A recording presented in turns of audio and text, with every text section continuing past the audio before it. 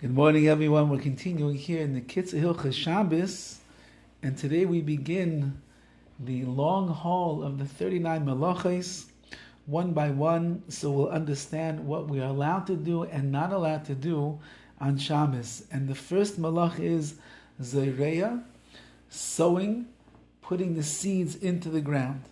Melacha Zeriah hi harishoni shel halametes Melachos. Zeriah, sowing, is the first of the 39 Melachos. Even though that plowing usually comes before sowing in the field, nevertheless the Mishnah itself counts Zeriah first, the sowing of the seeds, because sometimes you need to plow in the field even after you do Zeriah, even after you sow the seeds. And that's why it comes first. So he explains, what is the Melacha? What exactly is the prohibition? The purpose of planting seeds is tzmicha, is that they should grow.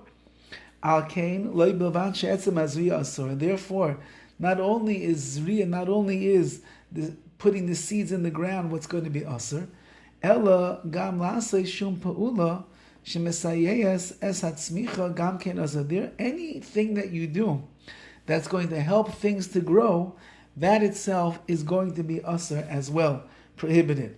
Shekol siyua legidul eze gidul karka nichla v'melecha zois. Anything that you can do to facilitate the growing of things in the ground is going to be included in the malacha of Zeriah, of sowing. Nichlalam kan netiya, so for example, planting, harkava, grafting, havracha, nikush, weeding, zimor, pruning and the like, all of these things which help shekulim mesayayim legidul atzmachim ayilanas, all of these things help the growth of plants and trees and the like, and therefore all of those activities, all of those malachas are going to be nichla, going to be concluded in the malacha of Zeriah, and you have to avoid them. Yesh man sha'asurais mishum ha'am atzmai. Some of these malachas are asa because they're considered the av, they're considered to be like the main malacha itself. V'yesh mehen mishum tolda, and some of them are the tolda, some of them are the offshoot or the offspring of that malacha. Kamakol malacha is just like by all of the malachas that we mentioned. Gam b'zeireya tzrichim lizar mipsik reisha. You have to be very careful of the psik reisha, which remember was the cutting off of the head of the chicken. Even if the child wants only to play with the head of the chicken, you can't avoid the fact that by cutting off his head, the animal is going to die, and we're not allowed to do such a thing. So to over here, there might be things that you do that you have no intention for the malacha, but you cannot avoid it. Al kain, therefore, he gives an example. Asar lizroik zroyim b'makom sheyochalem litzmayach.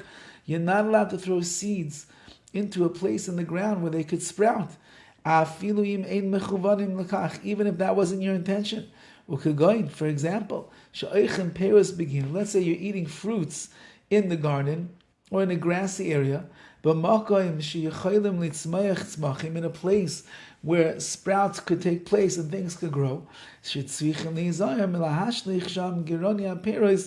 to be very careful not to throw the seeds of the fruits over there.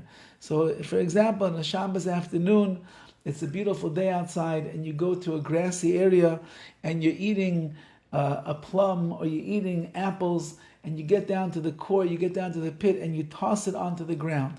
Now, even though that it's true that right now, most likely the seeds are not going to take root, but since that they could, so therefore you're already beginning the Zeriah process, and therefore that's going to be an Issur on Shabbos. You must be very careful how you do things. Since that you're not allowed to help in any growth, you cannot even move something that is sprouting, that is growing like a plant or the like. If by moving it to a new place is going to enhance the growing, it's going to help it.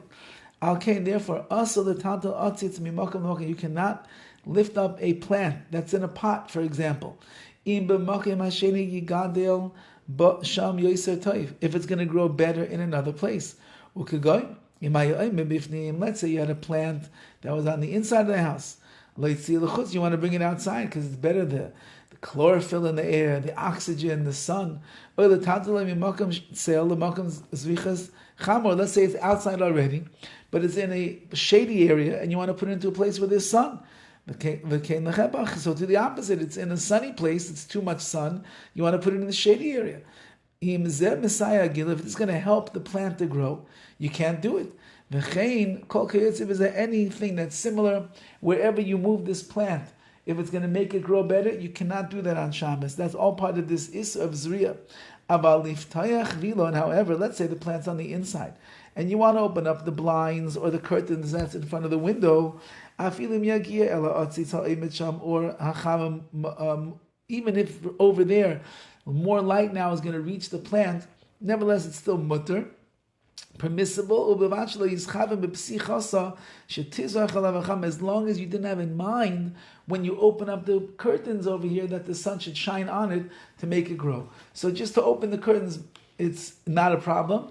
To move it to areas outside where it's going to be more in the sun or less in the sun, and your whole intention is that it should grow better, that's going to be the issue. All the best.